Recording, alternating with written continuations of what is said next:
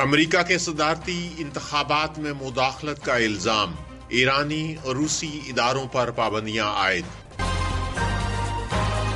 Ukraine کو امن تحفے میں نہیں ملے گا، صدر زیلنسکی۔ تائیوان کے صدر کی چین کو باوقار اور منظم تبادلوں کی پیشکش۔ وائس آف امریکہ واشنگٹن سے اہم خبروں کے ساتھ محمد جلیل۔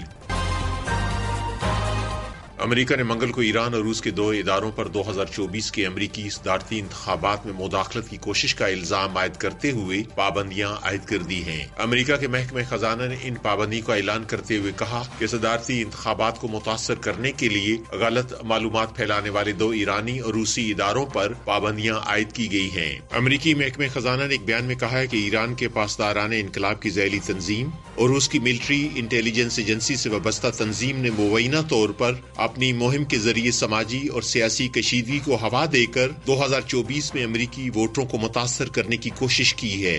امریکی حکام کا کہنا ہے کہ روسی تنظیم نے روسی ملٹری انٹیلیجنس سے مل کر صدارتی امیدواروں کے بارے میں جعلی ویڈیوز بنانے کے لیے مصنوعی ذہانت کا استعمال کیا، جبکہ ایرانی تنظیم پر الزام ہے کہ اس نے امریکی ووٹروں کو متاثر کرنے کے مقصد سے غلط معلومات پھیلانے کے لیے ایرانی فوج کی ہدایت پر کام کیا ہے۔ روس اور ایران نے ان الزامات کو مسترد کر دیا ہے۔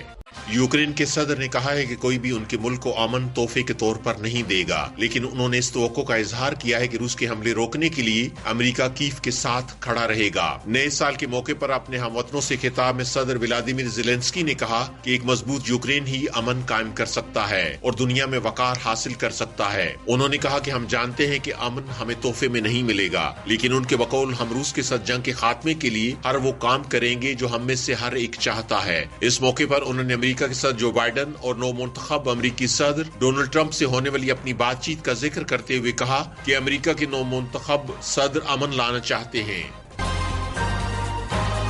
تائیوان کے صدر لائی چنگ ڈو نے کہا ہے کہ وہ چین کے ساتھ مساوی، باوقار اور منظم تبادلوں کا خیر مقدم کرتے ہیں، لیکن انہوں نے کہا کہ وہ یہ نہیں سمجھتے کہ بیجنگ بھی ایسی ہی خیر سگالی کا مظاہرہ کرے گا۔ مئی میں صدر بننے کے بعد لائی چنگ ڈو تواتر سے چین کو مذاکرات کی پیشکش کرتے رہے ہیں، لیکن چین نے اس پیشکش کو مسترد کر دیا تھا۔ تائیوان کے صدر نے کہا کہ بیجنگ چینی سیاحوں اور تائیوان میں تعلیم حاصل کرنے والے طلباء پر بھی پابندی عائد کر رہا ہے۔ ادھر چین کے صدر شی جن پنگ نے نئے سال پر اپنی تقریر میں کہا ہے کہ چین کے تائیوان کے ساتھ دوبارہ اتحاد کو کوئی نہیں روک سکتا ہے۔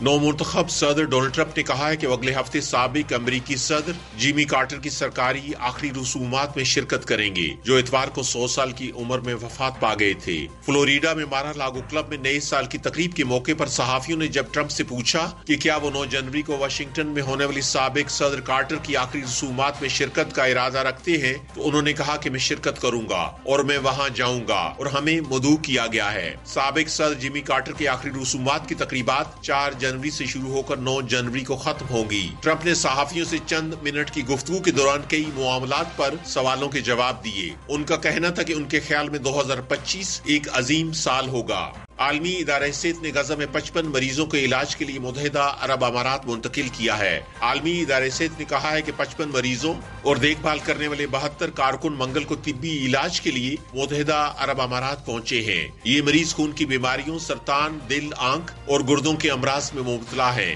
عالمی ادارہ صحت کا کہنا ہے غزہ میں 12,000 سے زائد مریضوں کو طبی علاج کے لیے باہر منتقل کرنے کی ضرورت ہے۔ وائس آف امریکہ واشنگٹن سے خبروں کا یہ بلیٹن اب ختم ہوتا ہے۔ میں ہوں محمد جلیل اور ایڈیٹر تھی سارہ حسن۔